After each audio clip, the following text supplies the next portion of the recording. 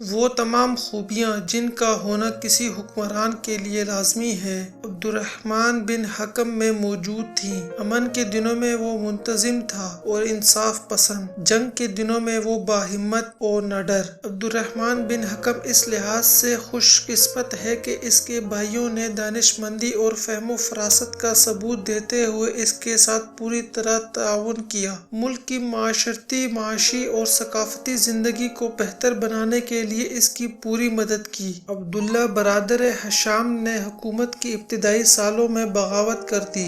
ایک معمولی سا واقعہ جو حکومت کے ابتدائی سالوں میں رونما ہوا وہ عبداللہ بن عبد الرحمن الدخل کی بغاوت ہے۔ عبداللہ اپنے بھائی ہشام کے عہد سے ہی بغاوت کرتا چلا آ رہا تھا۔ اس مرتبہ بھی اسے خیال آیا کہ وہ قسمت آزمائی کرے، شاید بخت و اتفاق اسے کوچہ گمنامی سے نکال کر قصر امارات تک پہنچا دے۔ اس کے بیٹوں نے جو عبد الرحمن کے عہد میں اعلیٰ انتظامی عہدوں پر مامور تھے، اسے سمجھایا کہ وہ نمک حرامی چھوڑ دے اور اپنی بقیہ عمر سکون اور راحت سے گزار دے، لیکن عبداللہ طاقت آزمانے پر تلا ہوا تھا۔ عبد الرحمن نے اس کی طاقت کو کچلنے کے لیے فوج کا ایک دستہ روانہ کیا۔ فوج کے آنے کی خبر سن کر وہ بلنیسے کی طرف بھاگ گیا، جہاں 823 عیسوی میں موت نے اسے آ لیا۔ اس دور میں بھی ہم یمانی اور مزری قبائل کو برسر پیکار دیکھتے ہیں۔ لورکا میں دونوں قبائل اور ان کے حلیف ایک دوسرے سے دل کھول کر لڑے، سینکڑوں لوگ لقمہ اجل بن گئے اور ہزاروں بے دست و پا ہو گئے۔ شاہی لشکر کو جب کبھی بھی اس لڑائی کو فرد کرنے کے لیے بھیجا جاتا،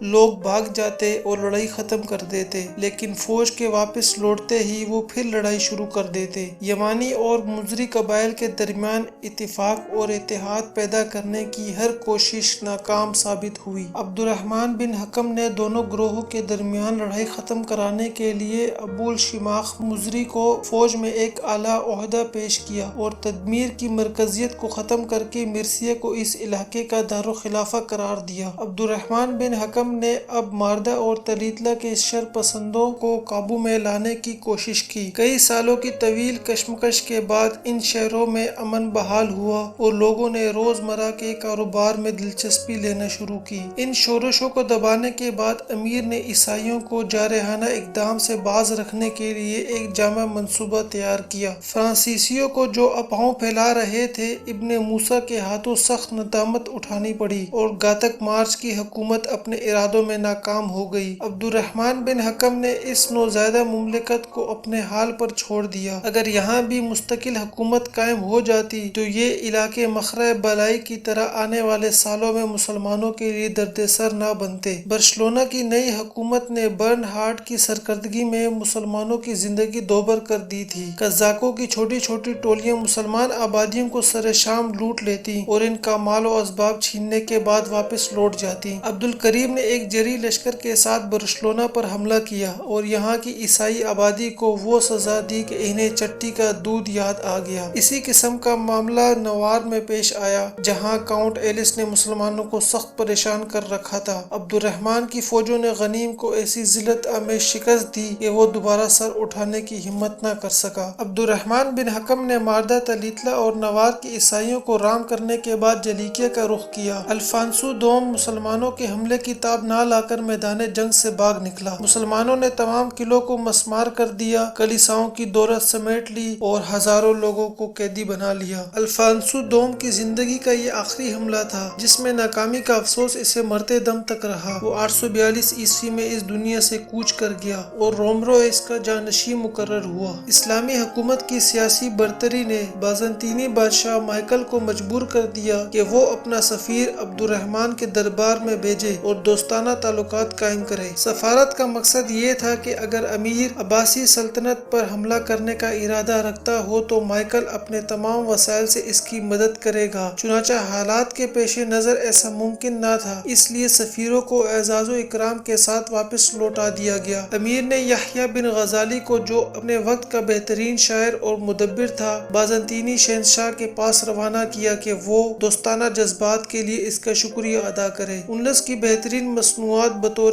ہدیہ روانہ کی گئیں۔ یہ واقعہ اپنی نوعیت کا پہلا واقعہ ہے۔ عبد الرحمن بن حکم بھی ہشام کی طرح عربی ثقافت کے حامی تھے۔ انہوں نے مختلف تمدنی عناصر عناصر کو ایک قوم میں ضم کرنے کے لیے عربی زبان کو مدارس میں جاری کیا۔ اس عہد کا ایک عیسائی مورخ ہمیں بتاتا ہے کہ عام عیسائی لاطینی زبان کو بھولتے جا رہے تھے اور عربی زبان زد عام تھی۔ عبد الرحمن بن حکم کے عہد دولت کے آخری ایام عیسائیوں پر سختی اور تشدد کے سبب بہت برے گزرے۔ عیسائی مذہبی دیوانے بےہودہ شہرت اور لغو شہادت کی خاطر مسجدوں کو ناپاک کر دیتے اور نبی کریم صلی اللہ علیہ وسلم کی شان میں گستاخی کرتے۔ سختی سے کام لیا گیا اور نرمی سے بھی، لیکن یہ سلسلہ کسی طرح بند نہ ہوا۔ ان واقعات نے امیر کی صحت پر برا اثر ڈالا اور وہ مرض سکتہ کے سبب 852 عیسوی میں راہی ملک عدم ہوئے۔ تو سامعین، آج کے لیے اتنا ہی، ملتے ہیں اگلی ویڈیو میں۔ جن سامعین نے اب تک میرا چینل وسیم وژڈم کو سبسکرائب نہیں کیا، ان سامعین سے گزارش ہے کہ میرے چینل وسیم وژڈم کو سبسکرائب کریں اور بیل آئیکن کو ضرور پریس کریں تاکہ میری نئی آنے والی تمام ویڈیوز آپ کو بر وقت موصول ہوتی رہیں۔ شکریہ۔